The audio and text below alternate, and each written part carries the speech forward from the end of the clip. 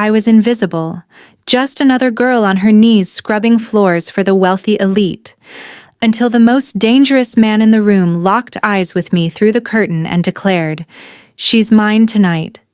One sentence from a mafia boss, and my entire life shattered into a world of bodyguards, blood money, and a connection so consuming it terrified us both. But here's what no one tells you about falling for someone who could destroy you. What happens when the safest place in the world is in the arms of your greatest danger? I measure my life in shifts now. The diner until 2 in the afternoon, then the cleaning crew at the Grand Venetian Hotel until midnight. Sometimes I forget what sunlight looks like. My alarm goes off at 5 in the morning, and I'm out the door by 5:30, coffee in a paper cup that burns my fingers through the thin cardboard.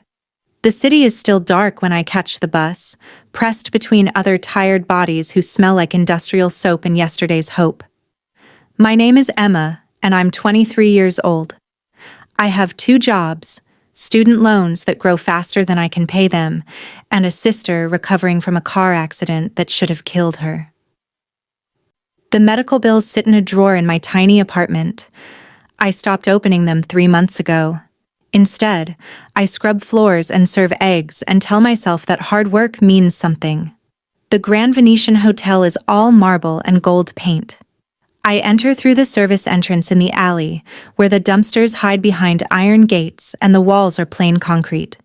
Inside, the staff corridors are narrow and fluorescent bright. My cleaning cart has a squeaky wheel that announces me before I arrive.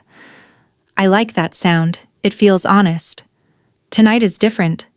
Tonight is the annual charity gala, which means the ballroom floors need to shine like glass. I'm on my knees with a scrub brush when my supervisor walks past. She doesn't look down.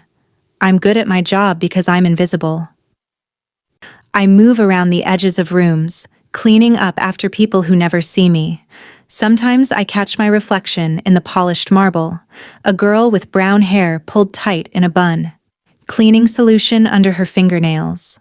Circles under her eyes dark as bruises. My coworker Maria says I'm the only person who can make scrubbing toilets look dignified. I don't know about dignified, but I know about thorough. Every corner gets cleaned. Every surface gets checked twice. It's a small pride, but it's mine. When my shift ends near midnight, I walk past the hotel's front entrance on my way to the bus stop. The gala is starting. Women in silk dresses step out of black cars. Men in tuxedos offer their arms. I stop for just a moment, hidden in the shadow of the building, and watch them climb the red-carpeted steps. I wonder what it feels like to enter through the front door instead of the alley. To be seen instead of invisible. To matter in a room full of people who matter. Then I pull my coat tighter and walk to the bus stop. Tomorrow I'll be back on my knees, scrubbing their floors again. This is my life. This is my ordinary world. I don't know yet that everything is about to change. The gala is in full swing when everything changes. I can hear music and laughter floating down from the ballroom above me. The basement storage room smells like cardboard and old champagne. My supervisor sent me down here 20 minutes ago to get more crystal flutes. The boxes are heavy, and I have to make 3 trips. On my second trip back, I take a wrong turn. The Grand Venetian is like a maze in the staff corridors. All the hallways look the same under the harsh white lights. I'm carrying a box of glasses when I push through a door I think leads to the service elevator. Instead, I'm suddenly behind the main ballroom. There's only a sheer curtain between me and all those beautiful people in their expensive clothes. That's when I see him. He's standing in the center of a group of men in dark suits. Everyone around him leans in when he speaks. Everyone watches him like he might explode at any second. He's tall, maybe 6 feet, with black hair and a face carved from stone. His suit probably costs more than I make in 6 months, but it's his eyes that stop me. Dark eyes that miss nothing. Calculating eyes. Dangerous eyes. Those eyes find me through the curtain. I freeze. The box of crystal flutes suddenly weighs 100 pounds. I can't move, can't breathe. He's looking right at me, and I feel pinned in place like a butterfly on a board. His gaze travels from my face down to my cleaning uniform and back up again. Something flickers in his expression. Interest, maybe, or recognition of something I don't understand yet. Then someone bumps into me from behind, another staff member rushing past with a tray. I stumble forward. The box slips from my hands. Crystal shatters across the marble floor in an explosion of sound that cuts through the music like a gunshot. Everything stops. The conversations, the dancing. The orchestra trails off into silence. Hundreds of faces turn toward me.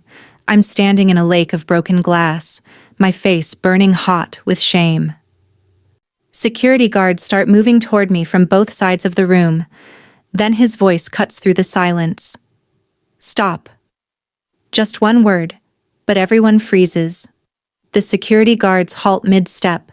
The entire ballroom seems to hold its breath. He walks toward me. The crowd parts for him like water around a shark. Nobody speaks. Nobody moves.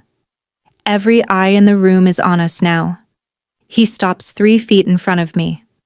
Up close, he's even more terrifying. There are scars on his knuckles, a thin white line along his jaw. This is a man who has seen violence, maybe caused it. My heart is pounding so hard I'm sure everyone can hear it. She's mine tonight, he says. The words hang in the air. I don't understand what they mean. Mine? I open my mouth to protest, but his hand closes gently around my elbow. His touch is careful, almost tender, but I feel the strength in his fingers, the promise that I couldn't break free even if I tried. He guides me away from the broken glass, away from the staring crowd, through a side door into a private hallway. I catch fragments of whispered conversation as we pass, words that make my blood run cold. Morelli. Dangerous. Owns half the city. Connected. Untouchable. My legs feel like water. Who is this man? What does he want with me? He leads me to a small private room off the main corridor. Wood panels on the walls. Leather chairs. A bar in the corner with bottles that probably cost more than my rent. He closes the door behind us, and suddenly we're alone. The party sounds are muffled and distant. Sit, he says. Not unkind, but not a request either. I sit because my knees won't hold me anymore. He pours 2 glasses of amber liquid from a crystal decanter, offers me one. I shake my head. My mouth is too dry to drink anything. He sits across from me and studies my face like I'm a puzzle he's trying to solve. My name is Dante Morelli, he says. His voice is quiet, controlled. Do you know who I am? I shake my head again, but I'm starting to guess, starting to understand why everyone looked at him with fear and respect mixed together. I'm going to be honest with you, he continues. What happened out there was unfortunate. My rivals were watching tonight. Important people who want to hurt me. They saw me claim you in front of everyone. Now they think you matter to me. They think you know things. Secrets. But I don't, I whisper. My voice comes out small and scared. I'm nobody. I just clean floors. I know. Something that might be regret crosses his face. But they don't. And if I send you away now, if I let you walk out that door, they'll assume you know something valuable. They'll come after you to find out what. Do you understand what I'm saying?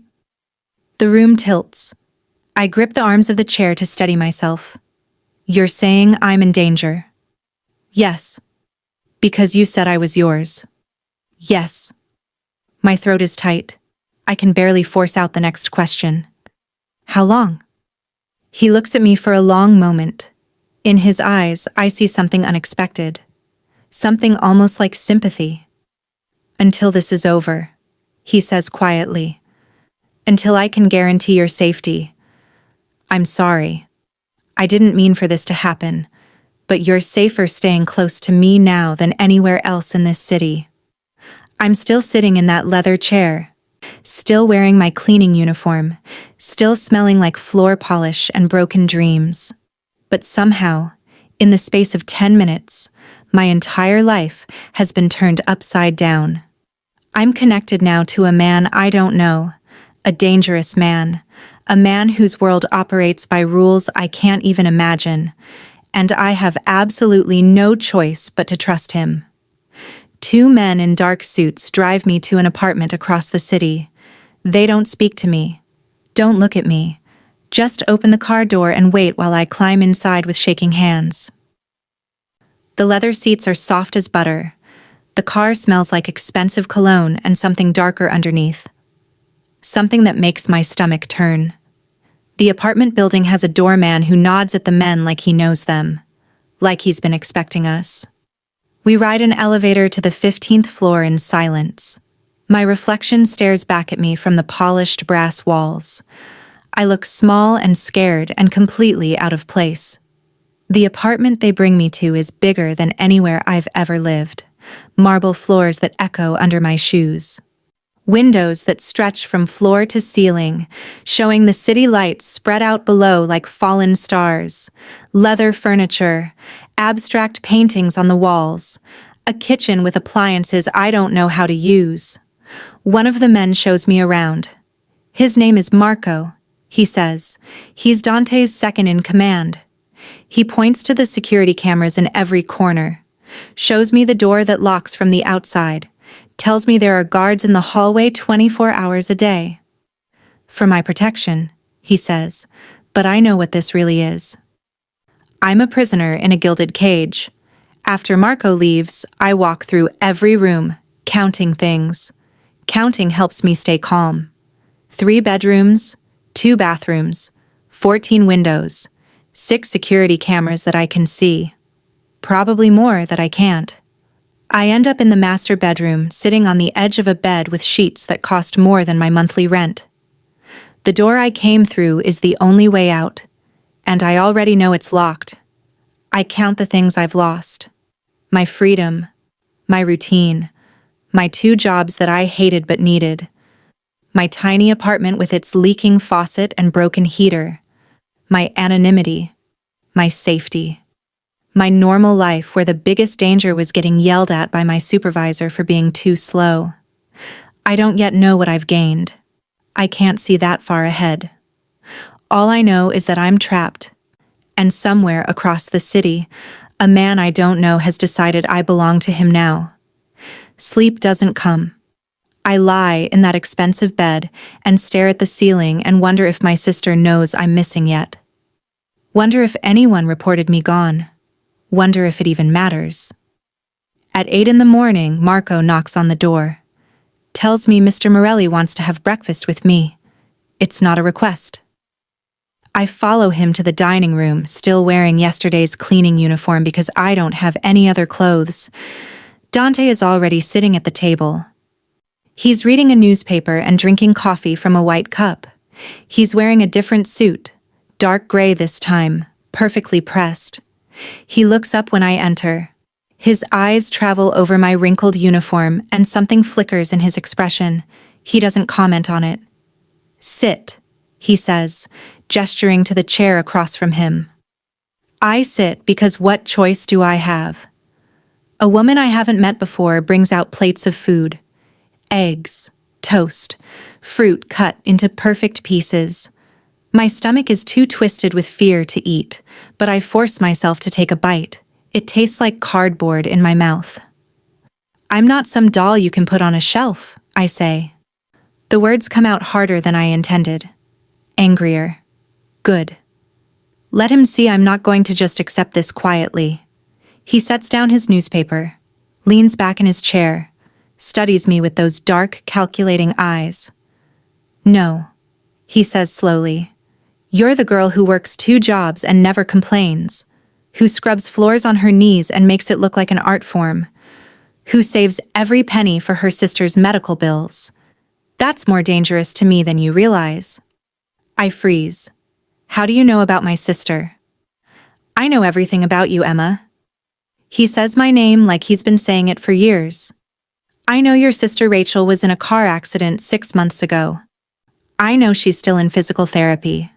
I know you dropped out of college to pay her bills. I know you take the number 7 bus every morning at 5:30. I know your favorite coffee is black with 2 sugars. I needed to know who you were before I brought you here. My hands are shaking. I press them flat against the table to hide it. You had me investigated. Of course. He says it like it's obvious, like it's normal to invade someone's entire life. I don't take risks with unknowns. Then you know I'm nobody, I say. My voice is tight with anger and fear mixed together. You know I can't possibly know any of your secrets. So why am I still here? Because my enemies don't know that, and they won't take the time to investigate you like I did. They'll just act. He pauses, takes a sip of coffee. How much does your sister need? For her medical bills. The question throws me. What? Her medical bills. How much? I stare at him. $60,000. Maybe more. Why does it matter? It doesn't. He pulls out his phone, types something quickly. It's done. The hospital will receive payment today. In full. My brain can't process what he just said. You can't just... That's $60,000. I'm aware. Why would you do that? He looks at me then, really looks at me, and I see something in his face I didn't expect. Something almost human beneath all that cold control. Because you would have asked eventually, he says quietly, and I prefer giving gifts to granting favors. This way, you don't owe me anything. But we both know that's not true. I owe him everything now. My sister's health, my safety, maybe my life, and he knows it. 3 weeks pass in the apartment that isn't mine. The fear that kept me awake those first nights slowly dulls into something else. Watchful curiosity, maybe. Or the strange acceptance that comes when you realize fighting won't change anything. Dante comes for dinner every night, always at 7, always in a different suit. He asks questions about my day, even though we both know I spent it trapped in this apartment with nothing to do but read books from his shelves and watch the city through windows I can't open. At first, I give him short answers, one word when I can, but silence feels heavier than conversation, so eventually I start talking back. I learn things about him in small pieces. He takes his coffee black, no sugar. He reads 3 newspapers every morning. He's left-handed. There's a scar on his right hand that he touches sometimes when he thinks I'm not looking.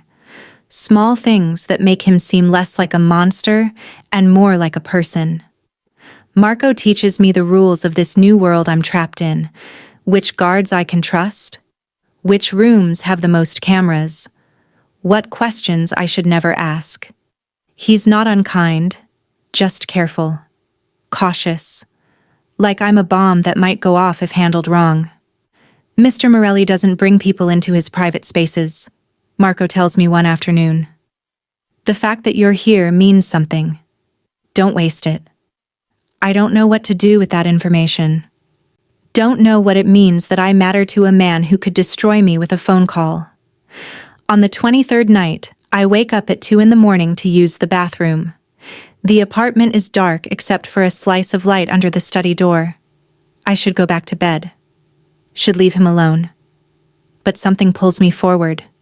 Some need to understand this man who holds my life in his hands. I push the door open quietly. Dante is sitting at his desk, staring at a photograph. The lamp casts shadows across his face, making him look older, tired, human in a way I've never seen before. He looks up when I enter, doesn't tell me to leave, just watches me with those dark eyes that miss nothing. "Can't sleep?" he asks. "Strange bed," I say. It's not entirely a lie. He nods like he understands, turns the photograph so I can see it. A young woman with dark hair and a bright smile. She's wearing a graduation gown, holding a diploma, looking at the camera like the whole world belongs to her. My sister, he says quietly. Sophia. She died 3 years ago. The grief in his voice is so raw it hurts to hear. I step closer without thinking. How? She was in the wrong place at the wrong time. A rival family sent a message meant for me. She got caught in the crossfire. His jaw tightens. I couldn't protect her. I had all the power in the world, and I couldn't save the one person who mattered. I see it then. The guilt he carries. The reason he moves through the world like everything might shatter at any moment. He's not just dangerous. He's damaged. Broken in places that don't show on the outside. It wasn't your fault, I say softly. Wasn't it? He looks at me, and I see the question he's really asking, the one he's been asking himself for 3 years. I don't have an answer, but I sit down in the chair across from him, and we stay there in the quiet darkness, two broken people finding something like comfort in shared silence. After that night, something shifts between us. He starts really asking about my life before. Not facts from an investigation, but real questions. What did I dream about before the accident? What made me laugh? What did I miss most about my old life? I find myself answering honestly, telling him about wanting to be a teacher, about how I used to read to kids at the library on Sundays, about my mother who died when I was 12, and how Rachel and I learned to take care of each other. Things I haven't told anyone in years. He listens like every word matters, like I matter. And somewhere in those conversations, I stop seeing the Mafia boss and start seeing Dante. Just Dante. A man who drinks his coffee black and reads too much and carries his sister's photograph in his pocket. One evening, he tells a joke. It's not even a good joke, something about a priest and a penguin, but I laugh anyway, really laugh, for the first time in weeks. The sound surprises us both. He's looking at me differently now. His hand comes up, slow and careful, and tucks a piece of hair behind my ear. His fingers are warm against my skin. We're so close I can see gold flecks in his dark eyes. Can smell his cologne, cedar, and something darker. My heart is pounding, but not from fear this time. Emma, he says, and my name sounds different in his mouth. Precious, important. Then his phone rings. The sound shatters the moment like dropped glass. He pulls back, tension flooding his body. I have to take this, he says. His voice is cold again, controlled. The wall slams back down between us. He steps into the hallway to answer. I hear his voice, low and dangerous, speaking in Italian. Business. Always business. Always something pulling him back to the world of violence and power that I don't understand. But I understand this. Something is happening between us. Something neither of us planned. Something that should terrify me, but doesn't. Not anymore. 3 nights later, everything changes. I'm reading in the living room when I hear shouting in the hallway. Gunshots. The sound of breaking glass. Dante bursts through the door, Marco right behind him. Get down, Dante shouts. He's on me before I can move, his body covering mine, pressing me to the floor behind the couch. More gunshots. The windows explode inward. Glass rains down around us like deadly snow. I can't breathe. Can't think. Can only feel his heart pounding against my back, his arms locked around me like a shield. The attack lasts 4 minutes. 4 minutes that feel like 4 hours. 4 minutes of gunfire and shouting and Dante's body pressed against mine, shielding me from bullets that punch holes through the expensive furniture and shatter the windows into a million glittering pieces. When silence finally falls, my ears are ringing. Dante pulls back slowly, checking me over with hands that shake slightly. His fingers touch my face, my arms, my shoulders, searching for blood. For wounds. Are you hurt? His voice is rough, desperate. I shake my head. Can't find words yet. My whole body is trembling. He pulls me against his chest, and I feel his heart hammering. If anything happened to you because of me, he says into my hair. His voice cracks on the words. It didn't, I whisper. My hands grip his shirt, holding on like he's the only solid thing in a world that's falling apart. That's when I realize the truth. This isn't pretend anymore. This isn't protective custody or a business arrangement. I care about this dangerous man, care about him in a way that goes deeper than gratitude or fear. And he cares about me too. I felt it in the way he covered my body with his own, in the way his hands shook when he checked for injuries, in the way he's still holding me like letting go might kill him. We're in trouble, both of us. The apartment isn't safe anymore. Dante moves me to a different location that same night. A house outside the city with more guards and higher walls. Marco comes with us. So do 4 other men whose names I don't learn. They watch me like I'm a problem they don't know how to solve. I hear them talking when they think I can't. Their voices drift through the walls of the safe house. She's making him soft, one of them says. He hesitated tonight. Dante Morelli doesn't hesitate. She's a weakness. Another agrees. The other families see it. They're going to use her against him. Marco's voice cuts through. That's enough. She's under his protection. That means she's under ours. But even Marco sounds uncertain. Like he's not sure protecting me is the right choice. I understand what they're saying. I'm causing problems in a world where problems get people killed. I'm the crack in Dante's armor, the soft spot his enemies can strike. Every day I stay here, I put him in more danger. The thought makes my chest tight, makes it hard to breathe. Dante seems different after the attack, more distant. He still comes to check on me. But he doesn't stay for dinner anymore. Doesn't ask questions about my day. The wall between us is back up, higher and thicker than before. I tell myself it's for the best. Tell myself that what almost happened between us was a mistake. But at night, alone in my room, I can still feel his arms around me, can still hear his voice breaking when he asked if I was hurt. 2 weeks after the attack, Marco tells me I have a visitor. My heart jumps. For a second, I think it might be Dante, but it's not. It's Rachel, my sister. She's thinner than the last time I saw her, still using a cane from the accident, but her eyes are the same, sharp and worried and full of love that makes my throat tight. Emma. She crosses the room and pulls me into a hug that smells like her lavender shampoo and home. What are you doing here? I've been so worried. You disappeared. Your job said you never came back. I thought something terrible happened. Something did happen, I say quietly. I tell her everything.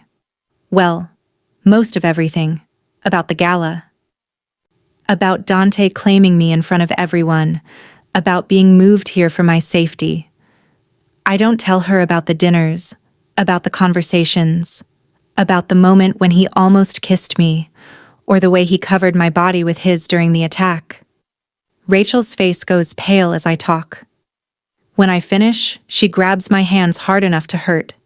You have to leave, she says. Emma, do you understand what kind of man he is? What kind of life this is? He's a criminal. People are shooting at you.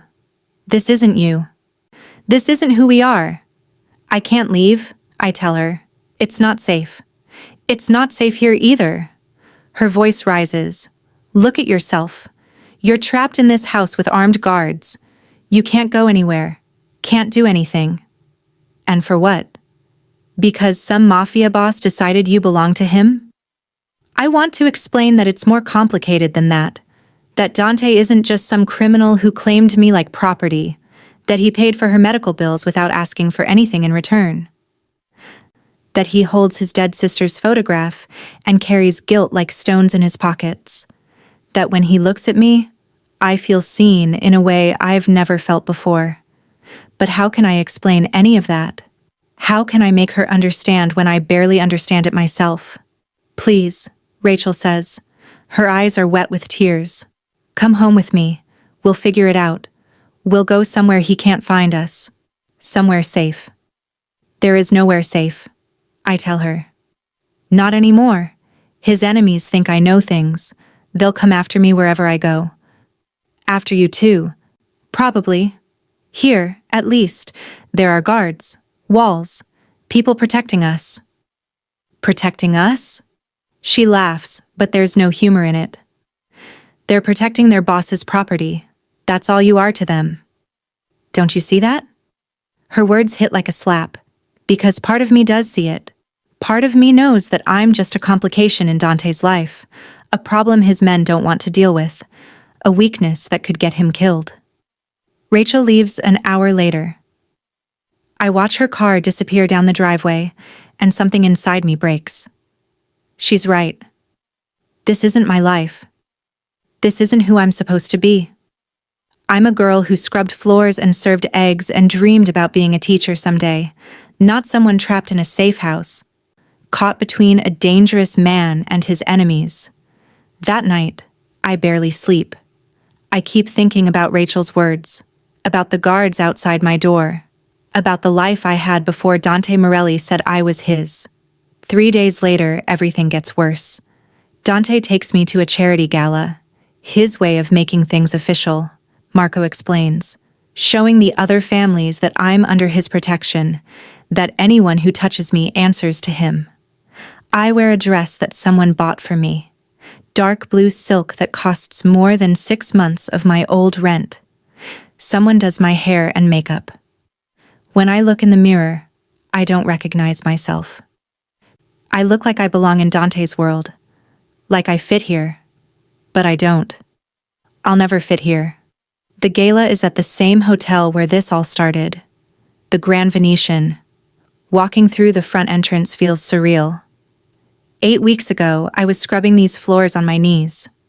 Now I'm walking across them in silk and diamonds on the arm of the most dangerous man in the city. Everyone stares. I feel their eyes like physical weight. Judging, calculating, trying to figure out who I am and why I matter. A woman in a silver dress approaches us. She's beautiful in that sharp, expensive way. Her smile doesn't reach her eyes. Dante, she says. Then she looks at me. How refreshing. A charity case dating the charity. The words are meant to wound. They do. I feel my face burn hot with shame. Feel every eye in the room on me, seeing what she sees. A girl who doesn't belong. A nobody playing dress-up in a world of somebodies. Dante's response is ice cold, dangerous. I don't hear exactly what he says, but the woman's smile freezes. She backs away quickly. But the damage is done. I'll never truly fit here, no matter how expensive the dress, no matter how carefully I'm protected. I'm still just the girl who scrubbed floors, and everyone knows it. That's when I feel it. Eyes on the back of my neck. I turn and see a man watching me from across the room. He's older, maybe 50, with gray hair and a smile that makes my skin crawl. He lifts his champagne glass toward me, a toast, or a threat. I can't tell which. Then he's gone, disappeared into the crowd. Who is that? I ask Dante. His jaw tightens. Vincent Calabresi, head of the family that attacked us. My blood runs cold. Why is he here? Because these events are neutral ground, Dante says. No violence, no threats, just business and false smiles. But I saw something in Vincent's eyes. Something that makes me think the rules don't matter as much as Dante believes. When we get home that night, I find an envelope slipped under my door. Inside are photographs. Rachel walking into her physical therapy appointment. Rachel at the grocery store. Rachel unlocking the door to her apartment. There's no note, no message. The meaning is clear enough. They know where she is. They're watching her. And if I don't leave Dante, everyone I love will pay. I stare at the photographs for an hour, maybe longer. Rachel's face smiling up at me from glossy paper. Rachel, who almost died once already. Rachel, who is all the family I have left in this world. The message is clear as broken glass. Leave Dante or watch everyone I love suffer. I don't tell him about the envelope. Don't show him the photographs. Because I know what he would do. I've seen the coldness that takes over his face when someone threatens what's his.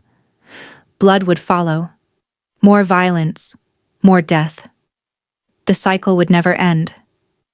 And maybe part of me is afraid of what I'd see in his eyes. Afraid he'd make the choice for me. Lock me up tighter. Put guards on Rachel. Turn my sister's life into the same cage mine has become. So I hide the photographs in my drawer and say nothing, but they burn in my mind like acid. I can't stop thinking about them. Can't stop seeing Rachel in danger because of me. Because I got caught up in something I never should have touched. I look at myself in the bathroom mirror that night. Really look. The girl staring back wears expensive pajamas and has her hair styled by professionals. Her nails are clean. No more cleaning solution smell. No more calluses on her palms. She sleeps in $1,000 sheets and eats food she can't pronounce. But who is she? Not Emma anymore. Not the girl who scrubbed floors and saved every penny. Not the girl who had simple dreams about being a teacher someday. That girl died the night Dante said she was his. This new girl lives in a world of armed guards and bulletproof glass. A world where people send threatening photographs and smile at charity galas while planning murder. A world painted in shades of gray, where right and wrong blur together until nothing makes sense anymore. When did I stop being horrified? When did violence become something I expect instead of something that shocks me? When did I start thinking about Dante's enemies as targets instead of people? The questions make my head hurt, make my chest tight with something that feels like drowning. 3 days after the gala, Dante has business to handle. He tells me he'll be gone most of the day. Tells me to stay inside where it's safe. His hand touches my cheek before he leaves. Gentle, almost loving. It takes everything I have not to lean into that touch, not to beg him to stay. But I don't. I just nod and watch him go. Marco finds me an hour later in the library. I'm pretending to read, but the words swim on the page. He sits down across from me, and I know from his face that this conversation won't be easy. "You're not safe here," he says quietly. "You know that, right?" I close the book. Dante says this is the safest place. For now, maybe. Marco leans forward, his elbows on his knees. But Emma, this life doesn't have happy endings. The people around Dante? They die. His sister died. His father died. His best friend died. Everyone close to him becomes a target. Why are you telling me this? Because I've known Dante since we were kids. I've never seen him like this. He cares about you. Really cares. And that's going to get him killed. Marco's eyes are serious. Sad. Or it's going to get you killed. Maybe both. My throat is tight. What are you saying? I'm saying I can help you disappear. You and your sister. New names. New city. Somewhere his enemies will never find you. Somewhere you can be Emma again. Just Emma. Not Dante's weakness. Not a target. Just a normal girl with a normal life. The offer hangs in the air between us. Everything I've wanted since this started. Freedom. Safety for Rachel. A chance to go back to who I was before.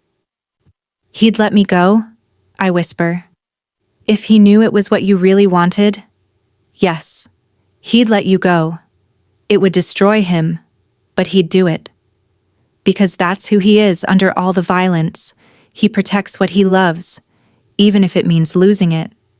I think about Rachel, about the photographs hidden in my drawer, about the life I had before where the biggest danger was angry customers at the diner. Simple problems, simple solutions. I need to think about it. I tell Marco. He nods, stands to leave. At the door, he pauses. Don't take too long. Every day you stay here, the danger grows, for both of you. That night, I barely sleep. I keep imagining different futures. One where I leave, where Rachel and I disappear to some small town where nobody knows our names, where I get a simple job and live a simple life and never think about mafia bosses and gunfire again. And another future, one where I stay, where I stand beside Dante and learn to survive in his dangerous world, where I become someone stronger, someone who doesn't flinch at violence, someone who belongs in the shadows. Both futures terrify me. Both futures feel wrong. Or maybe both feel right. I don't know anymore. I don't know anything except that my heart is being pulled in two directions and something has to break. A week later, the choice gets taken from me. Dante has a problem with a rival family, a betrayal, someone stealing from him. I don't know the details because he doesn't tell me those things, keeps me separate from that part of his life. But I see him preparing, see the cold calculation in his eyes, the transformation from the man who touches my face gently into something harder, something deadly. I'll be back tonight, he tells me before he leaves. I should let him go, should stay silent. But the words come out anyway. Be careful. He stops, turns back to look at me. Something softens in his expression. Always am. Then he's gone, and I'm alone with my fear and the guards who won't meet my eyes. He comes back 6 hours later. There's blood on his shirt. Not his blood, I realize. Someone else's. His hands are clean, but I know what they've done, know what he's capable of. Always knew, really. But knowing and seeing are different things. He walks past me toward his room, doesn't speak, doesn't look at me. I should let him go, should give him space, but instead, I follow. Stand in his doorway while he strips off the bloody shirt and tosses it in the trash. What happened? I ask. Business. His voice is flat, empty. What kind of business leaves blood on your clothes? He finally looks at me. His eyes are cold, dead. The kind you don't want to know about. But I do know. I see it in his face, in the way his shoulders are tight with tension, in the careful way he's not touching me. He handled the problem, which means someone isn't going home to their family tonight. Maybe more than one someone. This is who I am, he says quietly. I never pretended otherwise. But I had pretended. I'd built a fantasy in my head where somehow this could work. Where the man who asked me about my dreams and showed me his sister's photograph was separate from the man who ordered people killed. Where I could love one without accepting the other. I can't look at him. Can't reconcile the two versions of Dante in my mind. The gentle one and the brutal one. They're the same person. They've always been the same person. I just didn't want to see it. I turn and walk back to my room. Close the door. Slide down to the floor with my back against the wood. Who am I becoming? What am I turning into? I should be horrified. Should be planning my escape. Should be taking Marco's offer and running as far as I can. But I'm not. I'm sitting here thinking about Dante's empty eyes. About the weight he carries, about how alone he looked standing in that room covered in someone else's blood. I'm not thinking about leaving. I'm thinking about going back to him, about crossing that hallway and wrapping my arms around him and telling him he's not alone, that I see him, all of him, even the dark parts, especially the dark parts, and that realization terrifies me more than anything else.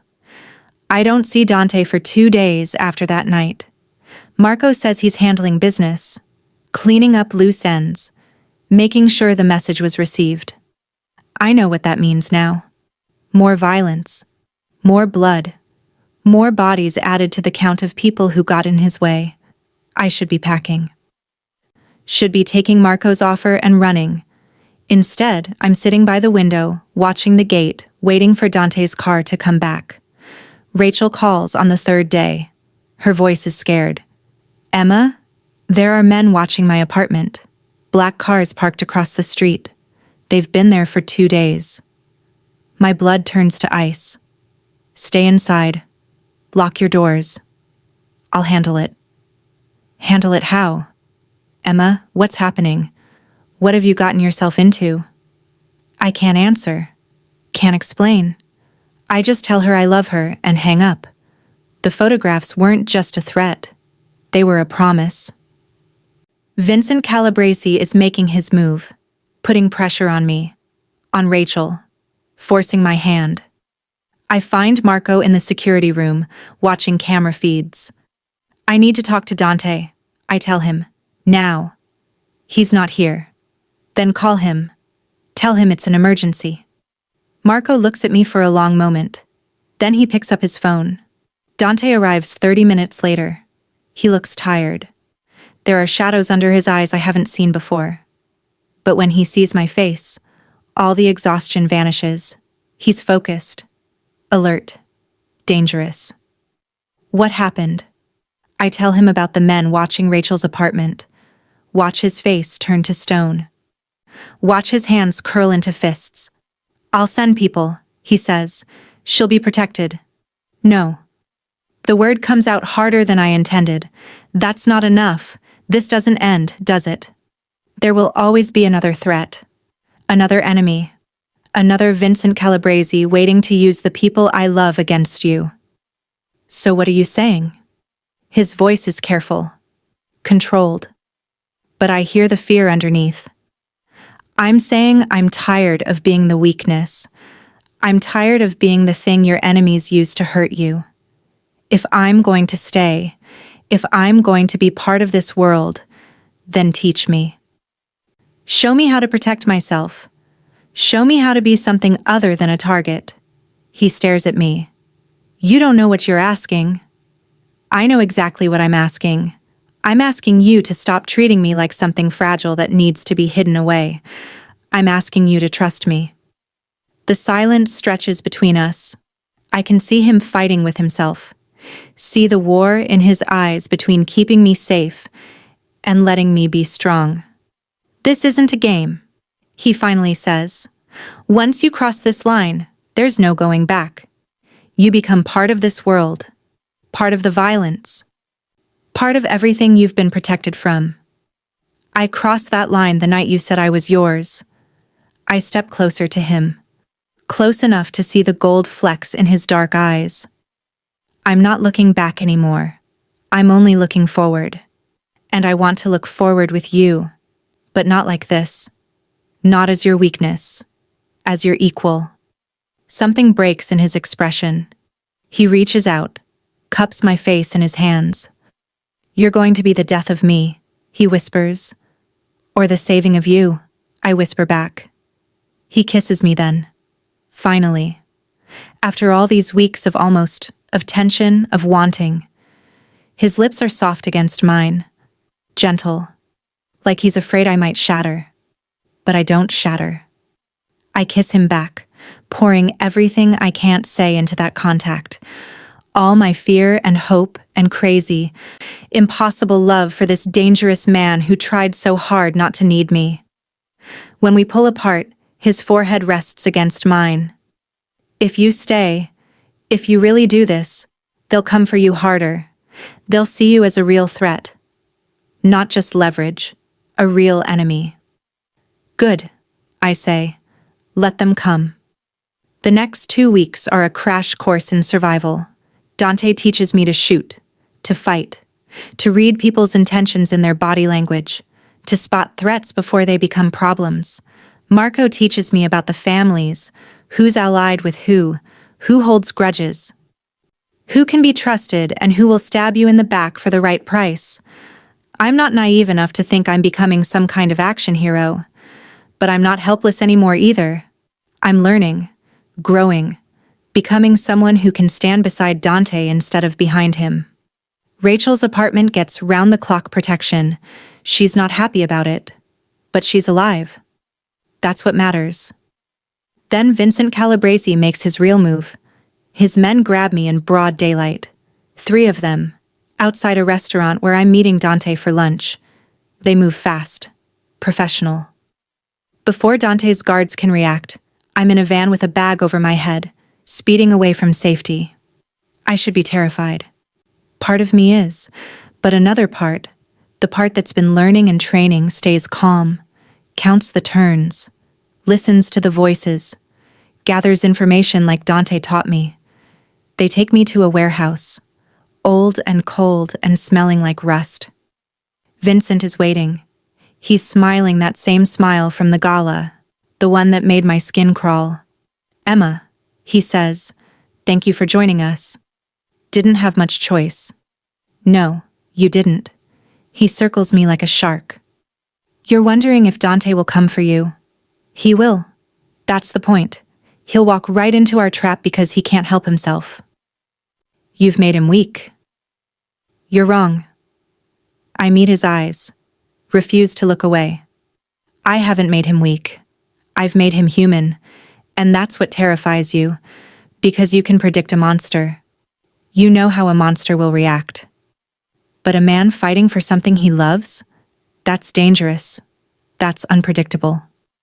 Vincent's smile fades. His hand comes up, grabs my chin hard. Brave words for someone who's about to die. Brave words from someone who's already dead.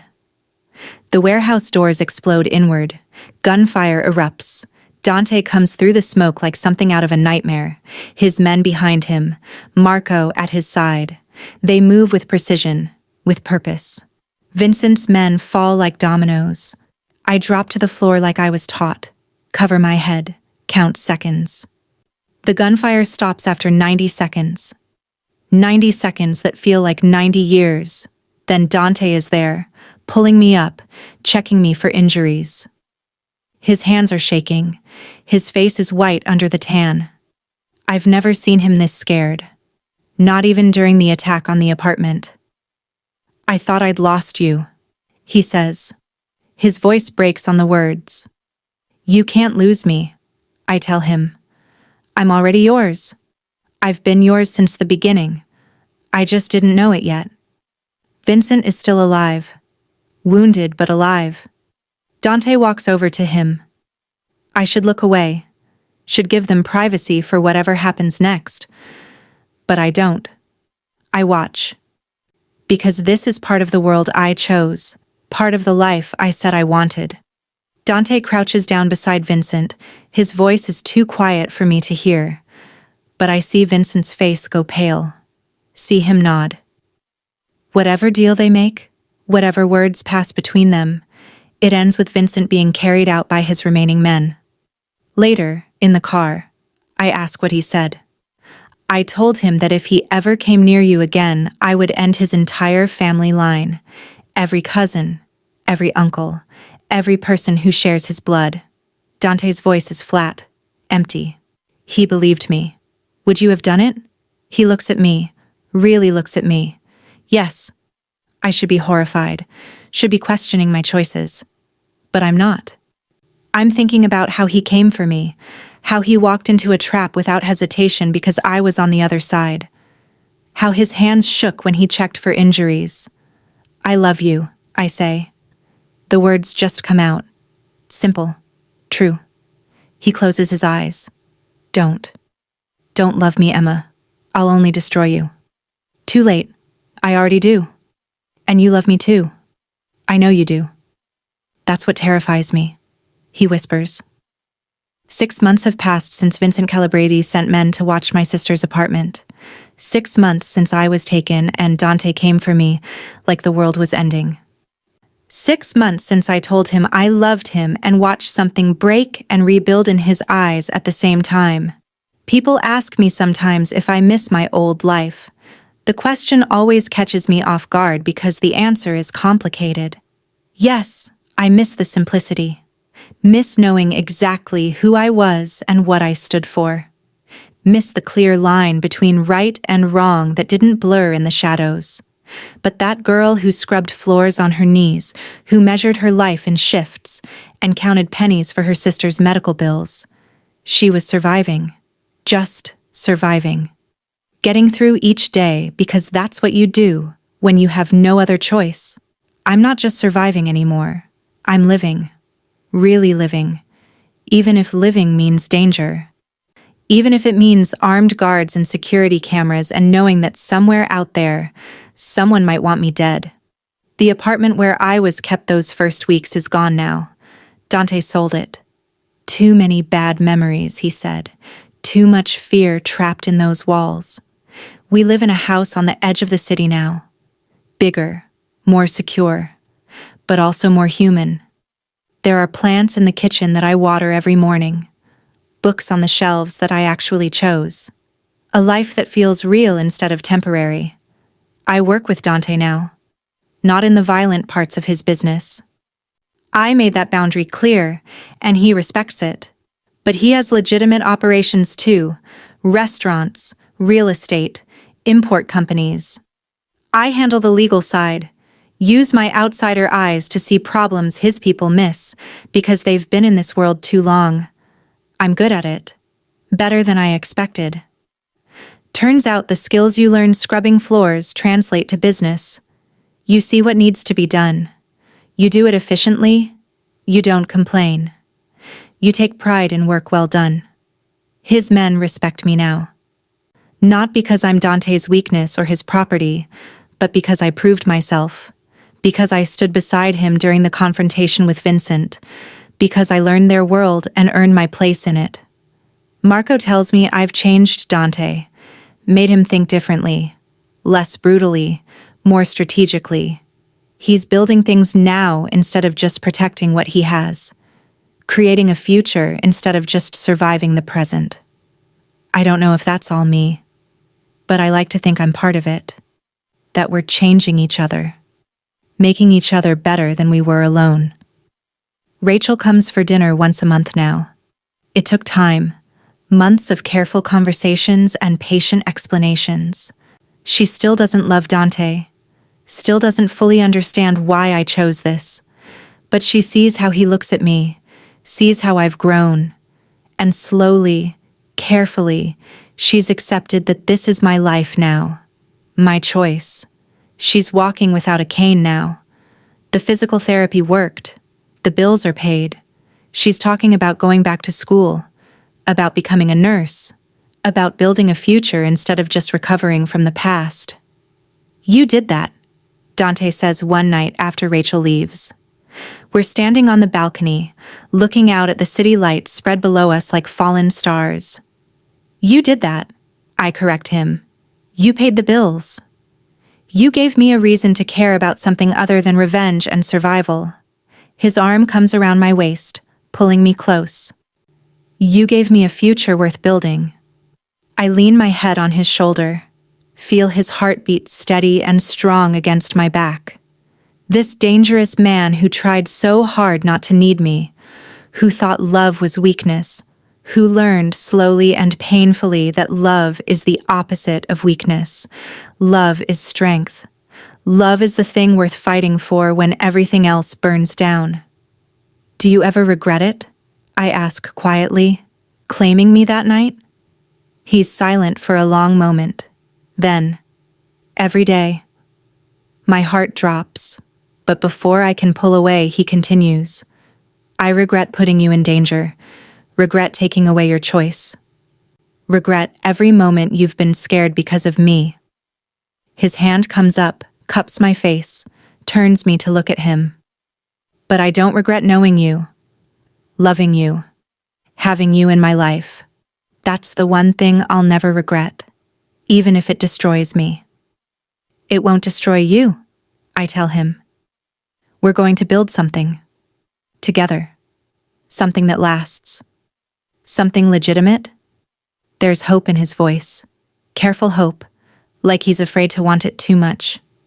Eventually, we'll get there. One step at a time. I kiss him, soft and slow and full of promise.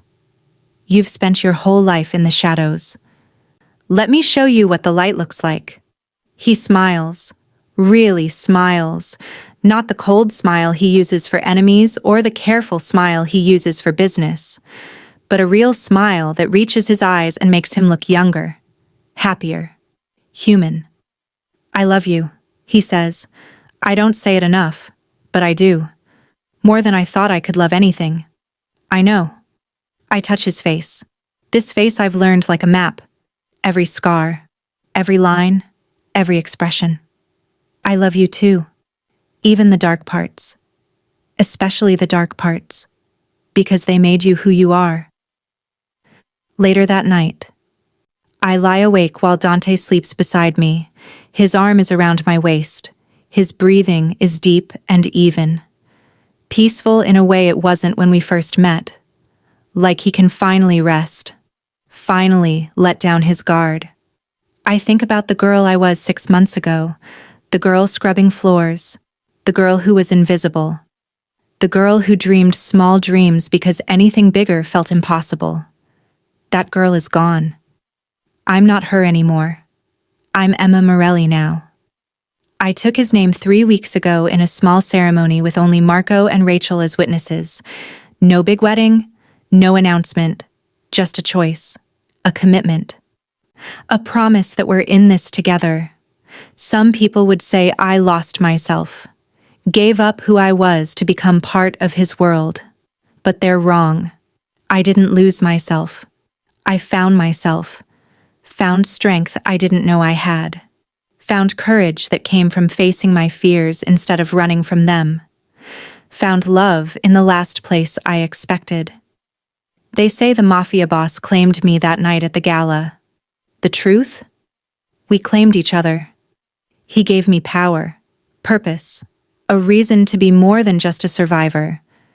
And I gave him something he thought he'd lost forever. Hope. Redemption. A future worth fighting for. Together, we're building something neither of us could create alone.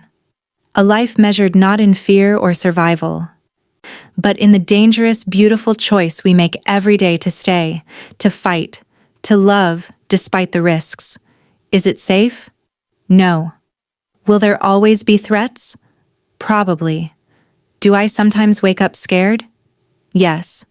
But I also wake up next to the man I love, wake up in a life I chose, wake up knowing that I matter, that I'm seen, that I'm strong enough to stand in the shadows and still find light. People ask if I miss my old life, the simple life, the safe life. I smile and tell them no, because that simple, safe life was killing me slowly. One shift at a time, one unpaid bill at a time, one dream deferred at a time. This life might be dangerous, but it's mine, really mine, and I wouldn't trade it for anything. I look at Dante sleeping beside me, this man who was supposed to be my captor and became my partner, my equal, my love. And I think, this is what it means to live, not just to survive, but to truly, dangerously, beautifully live. Even if it means scrubbing floors in silk dresses now instead of polyester uniforms. Even if it means armed guards and security cameras. Even if it means standing in the shadows with the man I love and calling it home. This is my life now, my choice, my story. And I'm writing the ending myself.